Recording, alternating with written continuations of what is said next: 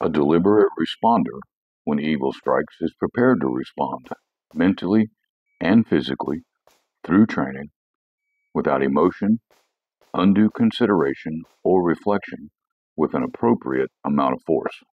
We so often hear the phrase, you have to be your own first responder. I would not want to take away from those people who are truly first responders. In no way would we want to diminish the immense responsibility and the importance of our actual first responders, the law enforcement, the paramedics, the EMTs, the firefighters that are truly doing a job that a lot of people are not interested in doing. Something happens, the people that are there, it's happening to them, they have to respond initially. The initial responder concept can come from that.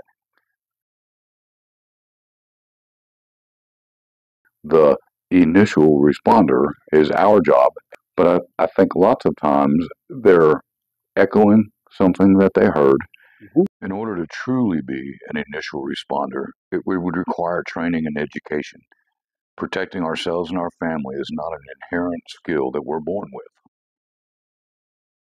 Next step that people took were to think about it as an immediate responder, because they had to respond immediately, not wait because they don't know what to do. We know from lots of John Hearn's research, from research that Carl Wren has done, USCCA has done some, to indicate that less than 1% of the population that own firearms are actually out training. In order to take that step closer to an immediate responder, it would require additional training and education in an effort to overcome natural human response and reaction times. I think that initial response or that immediate response is going to be one of shock and, oh my God, is this really happening to me?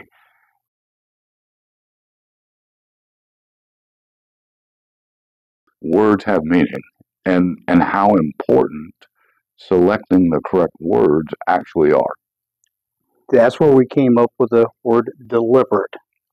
Deliberate means so much when we think about it. When we started tossing around that deliberate responder title, I knew it needed a definition.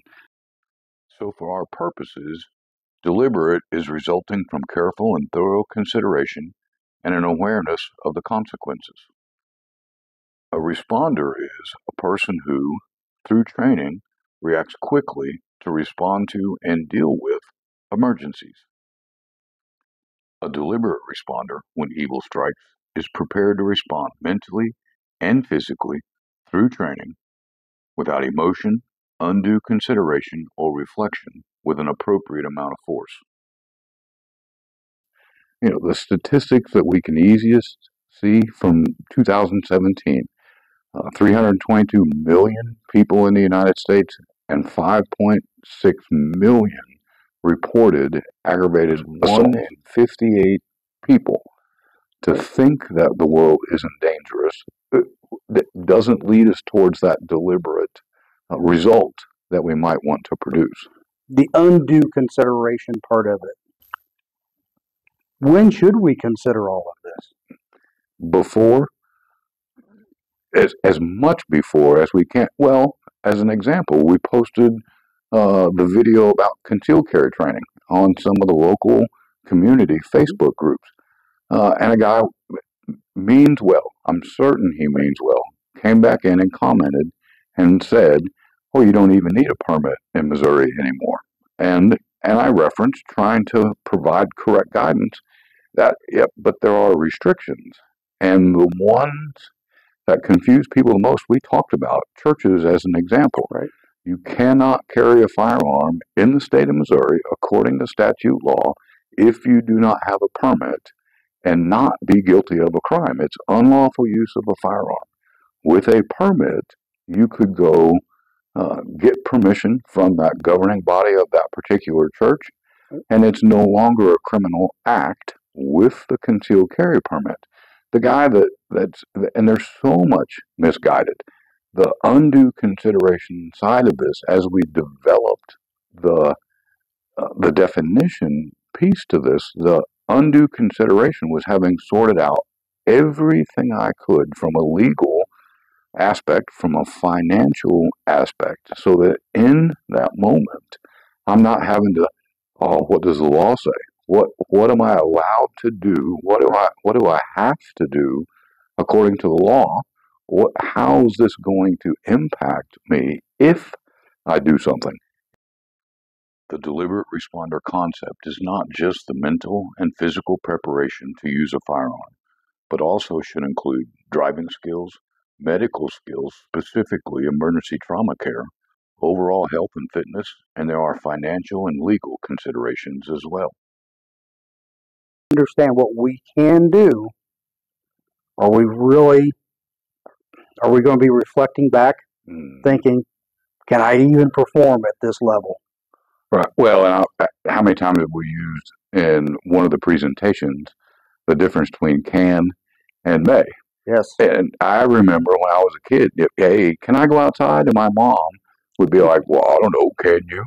But if we look at that from a deliberate responder kind of concept, the can I shoot, that answers one question. The may I shoot starts to answer another question. Could be related to the same incident, if you will. The should I shoot absolutely is part of that same equation. But those three things have to have been sorted out to the largest degree possible prior to that event. A deliberate responder knows that it's not enough to feel safe. We have to make ourselves safer in the world that we interact with.